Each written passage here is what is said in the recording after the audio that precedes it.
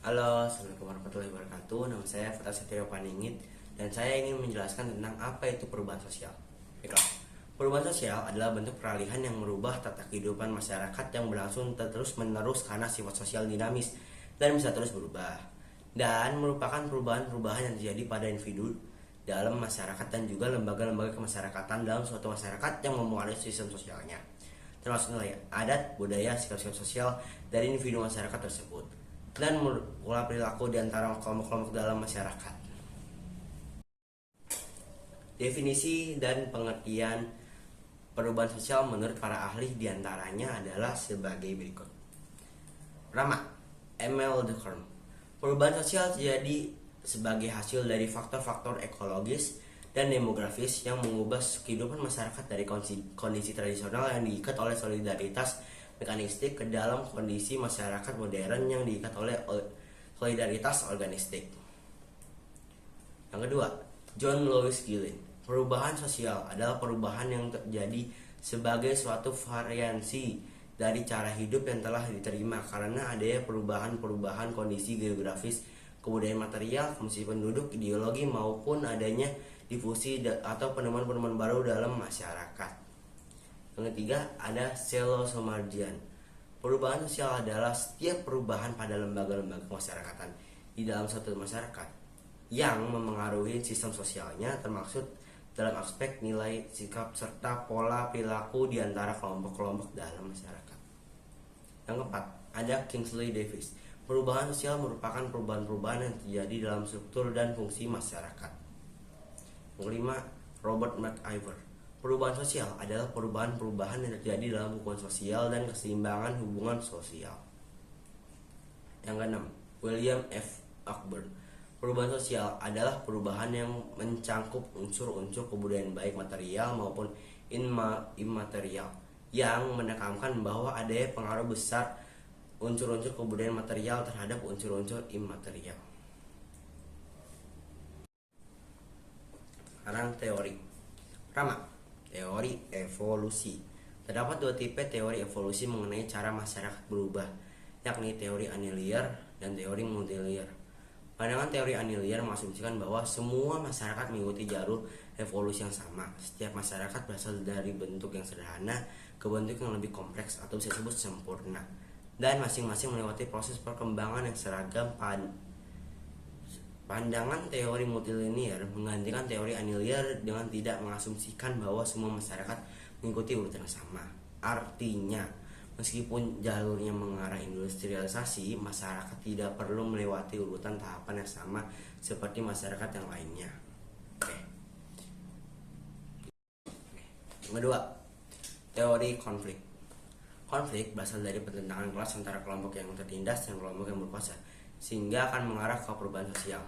Teori ini berpedoman pada pemikiran Karl Marx yang menyebutkan konflik kelas sosial merupakan sumber yang paling penting dan berpengaruh pada semua perubahan sosial. Ralph dan Dahrendorf berpendapat bahwa semua perubahan sosial merupakan hasil dari konflik kelas kepentingan di masyarakat. Konflik dan pertentangan selalu ada dalam setiap bagian masyarakat. Prinsip dasar teori konflik yaitu konflik sosial dan perubahan sosial selalu mendekat dalam struktur masyarakat. Dan yang ketiga adalah teori fungsionalis.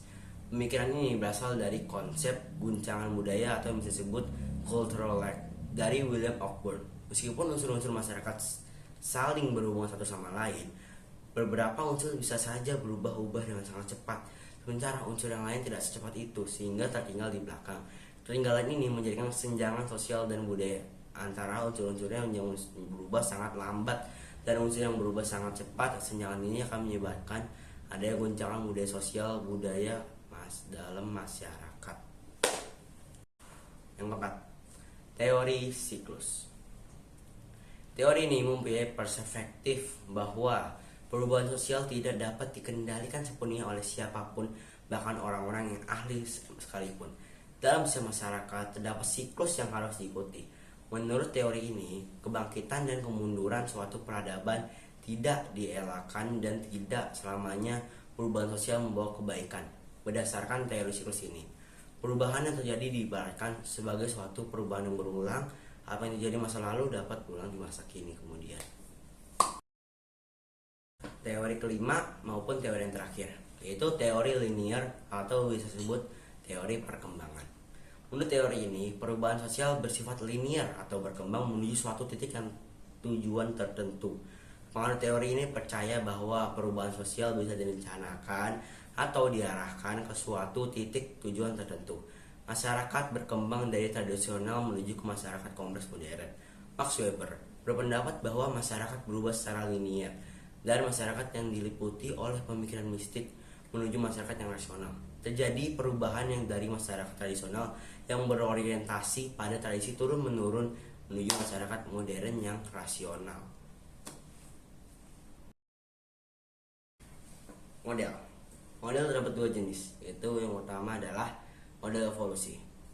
Model evolusi merupakan model perubahan sosial yang dicetuskan oleh Herbert Spencer.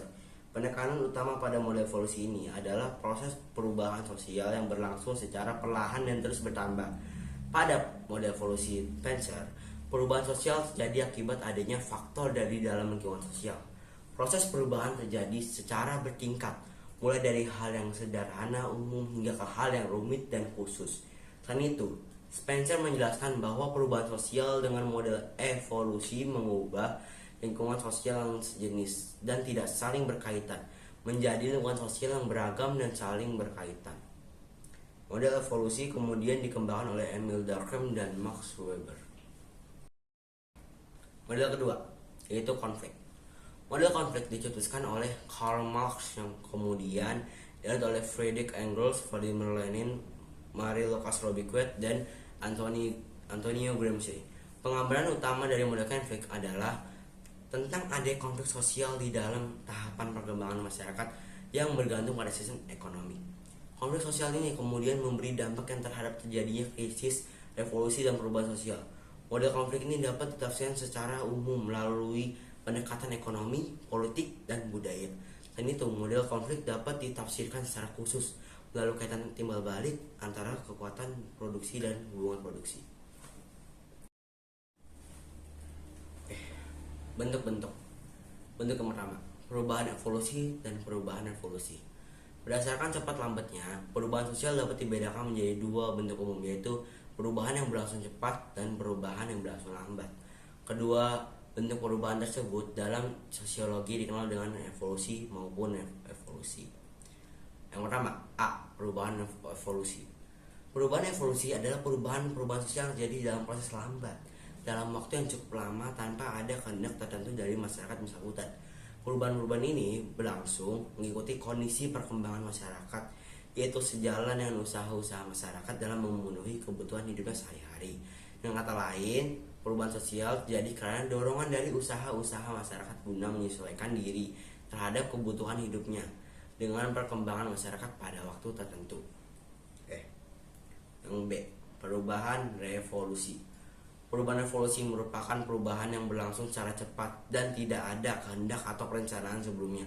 Secara sosiologis, perubahan evolusi diartikan sebagai perubahan sosial yang mengenai unsur-unsur kehidupan atau lembaga-lembaga masyarakat yang berlangsung relatif cepat.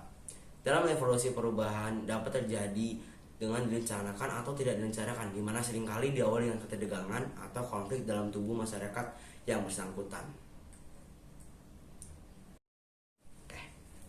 Yang kedua, perubahan direncanakan dan tidak direncanakan. Apa yang dimaksud dengan perubahan tersebut dapat diikuti dalam penjabaran berikut ini.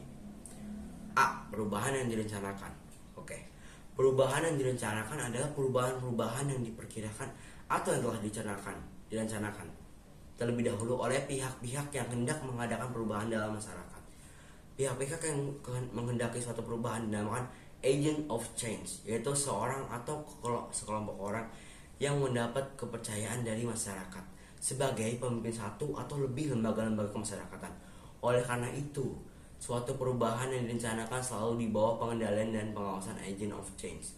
Secara umum, perubahan berencana dapat juga disebut perubahan yang dikehendaki. Misalnya, untuk mengurangi angka kematian anak-anak akibat polio, pemerintah mengadakan gerakan pekan imunisasi nasional. Untuk mengurangi pertumbuhan jumlah penduduk, pemerintah mengadakan keluarga berencana. Yang B. Yang B, perubahan yang tidak direncanakan. Perubahan yang tidak direncanakan biasanya berupa perubahan yang tidak dikehendaki dan terjadi di luar jangkauan masyarakat. Karena terjadi di luar perkiraan dan jangkauan, perubahan ini sering membawa masalah-masalah yang memicu kekacauan atau kendala dalam masyarakat. Oleh karenanya, perubahan yang tidak dikehendaki sangat sulit ditebak kapan akan terjadi. Misal, kasus banjir bandang di Sinjai, Kalimantan Barat. Timbulnya banjir dikarenakan pembukaan lahan yang kurang memperhatikan kelestarian lingkungan. Sebagai akibatnya, banyak perkampungan dan pemukiman masyarakat terendam air yang mengharuskan para warga mencari permukiman baru.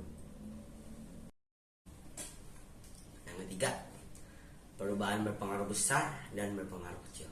Apa yang dimaksud dengan perubahan-perubahan tersebut dapat diikuti dengan penyebaran berikut. Oke. Yang pertama, A. Perubahan berpengaruh besar. Suatu perubahan dikatakan berpengaruh besar jika perubahan tersebut mengakibatkan terjadinya perubahan pada struktur kemasyarakatan, hubungan kerja, sistem mata pencarian, dan stratifikasi masyarakat. Sebagaimana tampak pada perubahan masyarakat agraris menjadi industrialisasi, pada perubahan ini memberi pengaruh secara besar-besaran terhadap jumlah kepadatan pendudukan di wilayah industri dan mengakibatkan adanya perubahan mata pencarian. Yang B, perubahan berpengaruh kecil. Perubahan berpengaruh kecil merupakan perubahan-perubahan yang terjadi pada struktur sosial yang tidak membawa pengaruh langsung atau berarti bagi masyarakat. Contohnya, perubahan mode pakaian dan mode rambut. Perubahan-perubahan tersebut tidak membawa pengaruh yang besar dalam masyarakat karena tidak mengakibatkan perubahan-perubahan pada lembaga kemasyarakatan dan homolis. Faktor. Oke. Faktor-faktor perubahan sosial terdiri dari dua faktor, yaitu faktor pendorong dan faktor penghambat. Pertama, faktor pendorong perubahan sosial. Faktor internal, yaitu penemuan baru, bertambahnya dan kurangnya penduduk, konflik dalam masyarakat, dan adanya revolusi.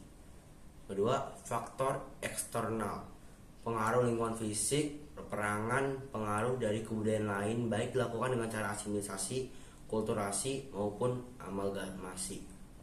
Kedua, faktor penghambat perubahan sosial, yaitu kurangnya pergaulan dengan masyarakat lain, faktor alam yang membuat suatu wilayah terisolasi, perkembangan ilmu pengetahuan yang terhambat jika masyarakat yang masih mengagungkan tradisi masa lampau, ada kepentingan yang tertanam dalam kuat. Rasa takut dan akan terjadi kegoyahan integrasi kebudayaan, prasangka terhadap hal-hal baru, hambatan-hambatan yang bersifat ideologis, adat dan kebiasaan, dan yang terakhir nilai pasrah. Dampak perubahan sosial. Dampak perubahan sosial memiliki dua dampak, yaitu dampak positif maupun negatif. Pertama, dampak positifnya. Dampak positif perubahan sosial sebagai berikut. Pertama, semakin kompleksnya alat dan peralatan dalam memenuhi kebutuhan hidup. Dua, majunya teknologi di berbagai bidang kehidupan. Tiga, industri berkembang maju. Empat, terciptanya stabilitas politik. Dan yang terakhir, kelima, meningkatkan taraf hidup masyarakat dan sebagainya. Yang kedua, dampak negatif. Dampak negatif dari perubahan sosial antara lain: pertama, cultural shock. Kedua, cultural lag. Ketiga, disintegrasi sosial. Empat, lunturnya nilai norma di masyarakat. Dan kelima, masyarakat menjadi konsumtif. Sekian yang dapat saya sampaikan. Mohon maaf jika ada kesalahan kata yang saya gunakan. Saya Fatar Satir Paningit. Terima kasih telah mendengarkan penjelasan saya tersebut. Mohon maaf jika ada yang kurang saya tambahkan. Wassalamualaikum warahmatullahi wabarakatuh. Adios.